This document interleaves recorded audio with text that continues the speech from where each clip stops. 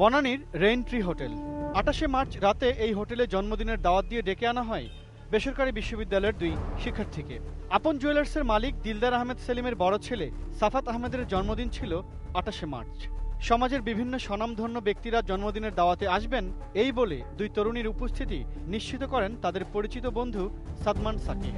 সাফাতের আগের জন্মদিনের ছবি দেখে তরুণীরা বিশ্বাসও করেছিলেন সেই কথা, কিন্তু হোটেলে প্রবেশের পর তরুণীরা দেখলেন ঘটনা ভিন্ন।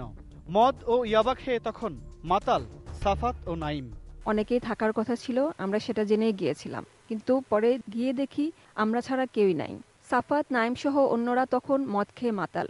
এর পরের অবস্থা বর্ণনা করতে গিয়ে শিক্ষার্থীর গলা ধরে আসে।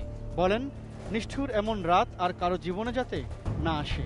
নির্যাতন থেকে বাঁচতে হাতে পায়ে ধরে আকুতি করলেও মন গলেনি ধর্ষকদের। পায়ে ধরে বসেছিলাম ছেড়ে দেওয়ার জন্য, কিন্তু তারা আমাদের কথা শুনেনি। অকথ্য গালাগাল আর নির্যাতন চলল। আমরা ভিকটিম, কিন্তু আমি এবং আমার বান্ধবীকে সারাটা জীবন এই ধর্ষিতা অপবাদ নিয়েই থাকতে হবে। আমরা ওদের বিচার চাই, ধর্ষকদের উপযুক্ত শাস্তি চাই। ধর্ষণের ভিডিও ভাইরালের হুমকি দিয়ে ধর্ষক সাফাত বলে, পুলিশে গিয়ে লাভ হবে না। ধর্ষকদের কথা মতো সবসময় চলার পরামর্শ দেওয়া হয় এ সময়। পরে নিরুপায় হয়ে আইনের আশ্রয় নেয় তারা। এখন ধর্ষকদের শাস্তি দেখতে চান এই তরুণীরা। আর আসামিরা এখনো গ্রেপ্তার না হওয়ায় আতঙ্কে দিন কাটছে তাদের। এসব কথা যদি আমি পুলিশকে জানাই তাহলে আমার অনেক ক্ষতি হবে। পুলিশকে জানিয়ে কোনো লাভও হবে না। দেশের সবচেয়ে বড় স্মাগলার আমি। আর যদি পুলিশের কাছে অভিযোগ করো তাহলে তোমার ওই ভিডিও আমি ভাইরাল করে দিব। বিচার তো পাবাই না। সবচেয়ে অদ্ভুত লাগে সাফাতের বাবা কিভাবে একজন ধর্ষককে সাপোর্ট দিচ্ছেন।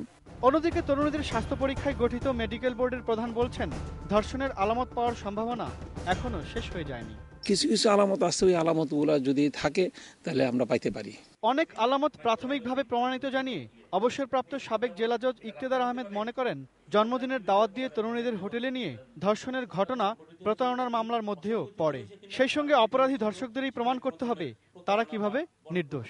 মিউচুয়ালি বলার কোনো সুযোগ নাই, যেহেতু যারা ধর্ষিত হয়েছে তারা নিজেই মামলা দায়েরের সময় মামলার এজাহারে উল্লেখ করেছে কি পরিস্থিতিতে তাদেরকে ধর্ষণ করা হয়েছে, এবং আদালতে গিয়ে তো তাদেরকে যারা মামলার বাদী ওদের তো এজাহারের বিপক্ষে অবস্থান গ্রহণের কোনো সুযোগ নাই। তাহলে এজাহারে যে বক্তব্য আমরা পাচ্ছি ওই বক্তব্য দ্বারা এটা সুস্পষ্ট যে ওই দুইজন মহিলা ওই রাত্রে ধর্ষণের শিকার হয়েছেন। Imran Hossain Suman, ATN news, Dhaka.